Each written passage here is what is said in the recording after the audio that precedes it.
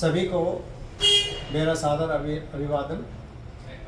जल प्रसेचन किस तरह से किया जाए, इसके संबंध में अनेक प्रकार की भ्रांतियाँ रहती हैं, लेकिन हमारा जो वैदिक सिद्धांत है वह है तमसो माँ ज्योतिर्गमय। हम अंधकार से प्रकाश की ओर बढ़ें, उसी तथ्य को ध्यान में रखते हुए हमारी जो क्रिया होती है वो ईशान कोण, जिधर ये हमारा दीपक जल रहा है इस तरफ समाप्त हो या उत्तर की दिशा की तरफ समाप्त हो। ऐसा क्यों? क्योंकि वर्ष को दो भागों में बांटा गया है, एक है उत्तरायण और दूसरा है दक्षिणायन। जब सूर्य उत्तरायण में आता है तब उसका प्रकाश बढ़ जाता है, और जब सूर्य दक्षिणायन में आता है यानी कि दक्षिण की तरफ से उदित होने लगता है तब उसका प्रकाश घट जाता है। इसलिए हमारे यहाँ पर उत्तरायण को ज़्यादा अच्छा माना गया है, इसी को देवलोक भी कहा गया है।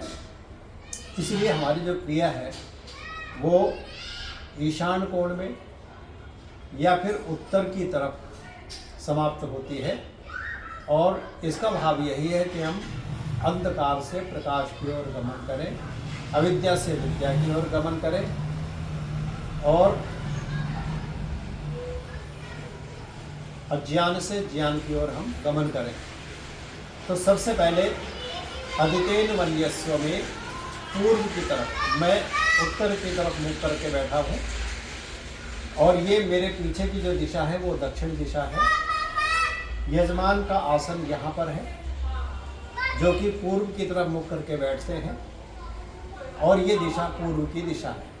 तो सबसे पहले जब हमने जल प्रसेचन करना है तो दक्षिण से उत्तर की तरफ यानी कि ईशान कोण में ये क्रिया समाप्त हो। अदितेन वन्यस्व।